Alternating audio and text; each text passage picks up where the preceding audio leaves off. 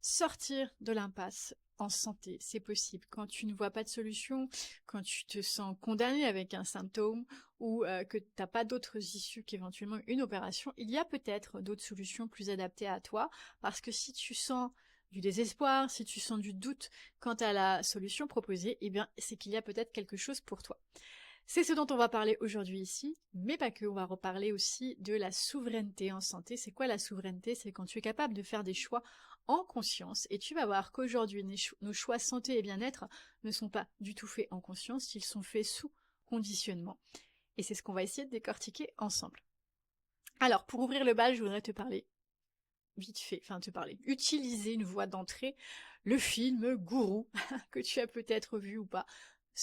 Moi je n'ai pas vu, j'ai vu la bande-annonce, je sais le sujet, j'ai écouté les critiques, et ce que je voudrais te mettre en avant, ce film, il est intéressant, parce que il met en lumière quelque chose qui se passe à tous les niveaux. Alors là, c'est mis sur les coachs en développement personnel, mais c'est valable partout, c'est valable pour le corps médical, c'est valable à tous les niveaux dans la société. C'est-à-dire qu'à partir du moment où tu es dans des voies conditionnées, que tu suis quelqu'un, quel qu'il soit, il peut devenir un gourou, et même si ce gourou, c'est un système. Je prends l'exemple de la médecine actuelle. Il faut savoir qu'en santé, on considère le corps comme défaillant et on cherche à le réparer. Or, le corps est intelligent et il met en place une structure très intelligente pour maintenir son équilibre.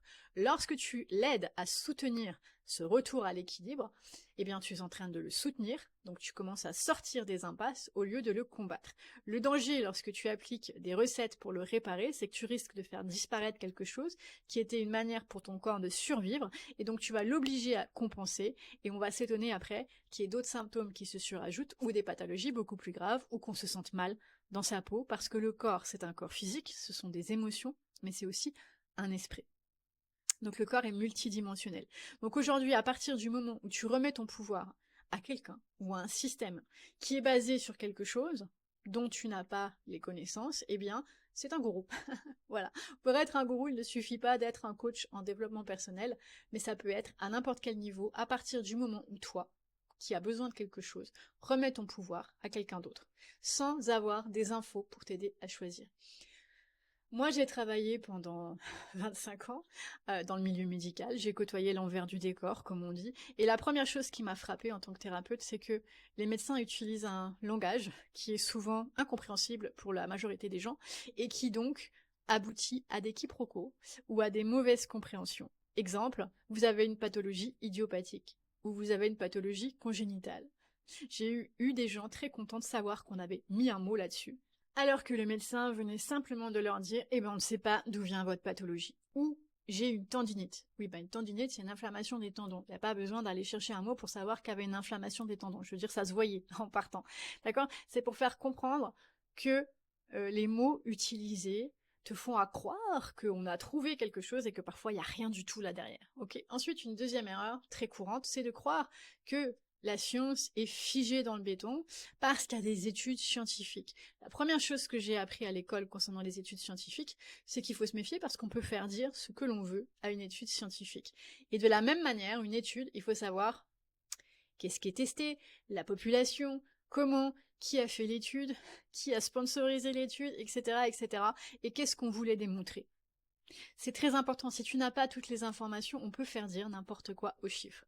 Et on peut arriver à la conclusion que l'on souhaite. Donc non, la science ne repose pas sur quelque chose qui est figé dans le béton. Et ça, la majorité des gens l'ignorent, d'accord? Et c'est important parce que c'est aussi ce qui permet d'évoluer. Quand c'est pas figé dans le béton, on peut évoluer. Ensuite, très important, la science, encore une fois, est basée sur des hypothèses. Ça, c'est l'histoire de la science. On part d'hypothèses, on fait des études pour essayer de démontrer ces hypothèses, et on va éventuellement les démontrer si on souhaite le démontrer. Tu comprends? Donc, on en revient au fait que savoir tout ça te permet de déjà relativiser par rapport aux choix qui te sont proposés. Encore une fois, à l'école, j'ai appris que quand on va voir un médecin, l'idée, c'est d'aller en voir au moins 3 pour avoir 3 versions différentes, parce que chaque médecin va proposer ce qui correspond à lui-même, c'est-à-dire à son individualité, à ce qu'il croit lui profondément, à ce que du coup, il a fait de son apprentissage par rapport à ses croyances et ses conditionnements, ses propres filtres, son histoire personnelle, et aussi à ses talents par rapport à ce à quoi il est bon. D'accord? Et donc, lorsque tu vas en avoir 3 différents, tu as 3 options et tu vas pouvoir choisir celle qui te correspond à toi, éventuellement. La problématique aujourd'hui que je constate, c'est qu'avec les médecins de famille, ça devient compliqué de pouvoir aller voir 3 personnes différentes. Et souvent, c'est rare, je crois, que les médecins de famille acceptent de t'envoyer vers 3 spécialistes différents. Et là, en partant, on a un système gouroutisé qui t'oblige à suivre une voie qui n'est pas forcément la plus appropriée pour toi, puisque chaque individu est différent et chaque corps fonctionne différemment. Ça, c'est en 25 ans d'expérience professionnelle, mais en 43 ans de vie, j'ai découvert et j'ai mis en place un moyen de savoir comment chacun fonctionne. Et pour moi, l'erreur principale en santé, elle est là. Parce qu'on considère le fonctionnement de manière générale. Et ça donne une problématique. Donc, juste amener à ta réflexion que à partir du moment où tu n'as pas les clés en main pour savoir qu'est-ce qui se joue, comment ça se joue, et qu'est-ce qu'il est possible de faire, eh bien, tu es gouroutisé, j'aime bien ce mot, c'est-à-dire que tu suis un gourou, ce gourou pouvant être une institution médicale ou pouvant être une personne, qu'elle soit médecin, qu'elle soit kiné, qu'elle soit ostéopathe, qu'elle soit coach, je ne sais quoi, c'est la même chose, qu'elle soit naturopathe, peu importe. N'oublie pas une chose, ça c'est encore un point important, que chaque personne qui a un parcours médical, paramédical, qui a une spécialité, fait en fonction de son histoire personnelle, de ce qu'il a appris, et donc par rapport à ce qu'il a appris, par rapport à son histoire personnelle, qu'est-ce qu'il en fait? Et c'est ça qu'il va proposer. D'accord? Donc, je dirais qu'éventuellement, c'est intéressant de connaître l'histoire un petit peu de ton thérapeute. Alors, c'est sûr que quand tu vas chez un ostéopathe, tu vas pas lui demander son pédigré. Qu'est-ce que vous avez fait dans votre vie? Ça devient un peu compliqué. Mais de savoir nuancer que ce qui va être proposé est déjà filtré en partant. Et si tu as des infos, toi, de comment le corps fonctionne, comment toi tu fonctionnes, quelles sont les éventuelles possibilités, tu vas pouvoir filtrer si l'information et la suggestion proposée est bonne pour toi. C'est ça qui est important. Si pendant des années, moi j'ai travaillé en tant que thérapeute, effectivement, alors thérapeute spécialisé avec le corps, kiné, micro-kiné, etc., j'ai tranquillement bifurqué vers la transmission de l'information santé, la transmission des clés pour s'identifier comment on fonctionne, des outils pour pouvoir s'accompagner, pour pouvoir faire des choix éclairés. Donc de thérapeute, je suis passée plus à accompagnatrice avec toute mon expertise pour permettre à chacun de faire des choix qui lui conviennent. Voilà. Ce qui fait qu'il y a certaines personnes qui sont faites pour travailler avec moi, d'autres pas du tout. C'est pour ça que j'ai des voies d'entrée qui sont sur, par exemple, le profil express, qui permet déjà de déterminer de manière brève qu'est-ce que tu recherches et est-ce que je vais être éventuellement une bonne ressource pour toi ou est-ce que c'est mieux de te tourner vers une autre approche. Voilà. Oui, voilà pourquoi aussi tout le reste de je dirais mon édifice, se construit avec des bilans, parce que plus on identifie, plus on sait ce que tu veux, plus je connais tes besoins, plus je peux te guider. Voilà. Bref, résumé de cette vidéo autour du gourou. Le gourou, c'est pas ce qu'on croit, c'est pas seulement dans le développement personnel, et je dirais, c'est pas une catégorie de personnes, c'est bel et bien partout. Les gourous sont partout à partir du moment où on laisse notre pouvoir, c'est-à-dire qu'on pose notre vie entre les mains de quelqu'un, et j'ai parlé ici pour la santé, pour l'épanouissement, mais c'est valable à tous les niveaux. Voilà. Et juste peut-être pour terminer, je rejoins Bruce Lee, qui disait que lui n'avait pas de connaissance, mais il avait du savoir. Je crois que c'est dans ce sens qu'il le disait. En tout cas, la nuance est que il n'était pas sur des choses figées dans le béton, mais il était basé sur de l'expérimentation et c'est ce qu'il en retenait et ça pouvait évoluer à chaque fois. Parce qu'à partir du moment où tu penses que c'est figé, que c'est comme ça et pas autrement, ben c'est là que tu peux te tromper.